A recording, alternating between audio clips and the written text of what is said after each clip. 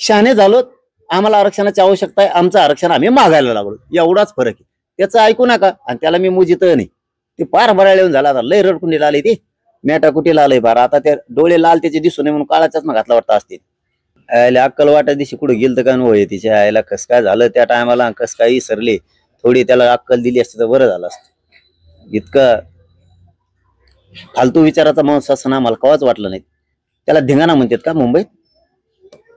पोरं गेले, एक महाराष्ट्राची संस्कृती दाखवली, एक मुंबईला जिवंत करण्याचं काम, विचारानं जिवंत करण्याचं काम गरीबाच्या पोरांनी केलं. ग्रामीण महाराष्ट्रातले पोरं गेले, खरं मालक हे आहेत मुंबईचे, बाकीचे पाहुणे आहेत तिथं आलेले, त्यांना दाखवलं. त्याला गोंधळ म्हणतो का? याला जर परंपरा, आपली संस्कृती कळत नाही धर्माची, ते आपले खेळ येत. उद्या त्याला एखाद्या बाकीच्या जातीचे लोक खेळ खेळते, त्यांना असंच म्हणणार का? ताई तसंच म्हणणार का? तो यार काही संस्कार आहेत का नाही? हे महाराष्ट्रात शोभतच नाही गड्या. हे तिकडं नेपाळच्या त्याच्यात लोकांत शोभत आहे, तिकडे नेऊन सोडून दिलं पाहिजे. जाणार नागालँड, फेगालँड नाहीत का तिकडे बरेच आहेत ना, इंग्लंड आमकी तमकी, त्याच्यात सोडून द्यायला पाहिजे. हे जाणार इकडे ठेवायलाच नाही पाहिजे. ओबीसी चळवळीमध्ये जो काम करेल त्याला जर परदेशात पाठवायचं असेल तर काय एकट्या जरांगेलाच महाराष्ट्रात राहायचं आहे? त्यामुळे अशा प्रकारचं वक्तव्य करणं मनोज जरांगेंनी टाळलं पाहिजे. आपल्या हक्काचं कोणालाही मागायचा अधिकार आहे. जर आम्ही ओबीसी आहोत तर आमच्या समाज बांधवाचं संरक्षण त्यांच्या न्यायिक आणि संविधानिक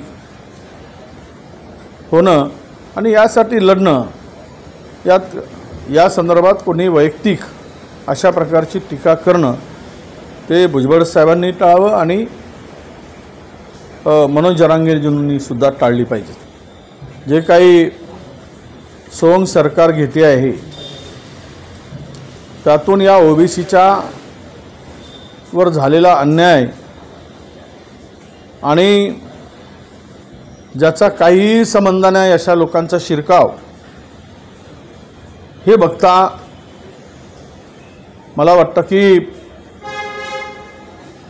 त्या कुटुंबाला आधार देण्याची आणि सरकारने जबाबदारी घेण्याची गरज आहे. कारण सरकारच्या चुकीच्या निर्णयाचा हा बळी आहे.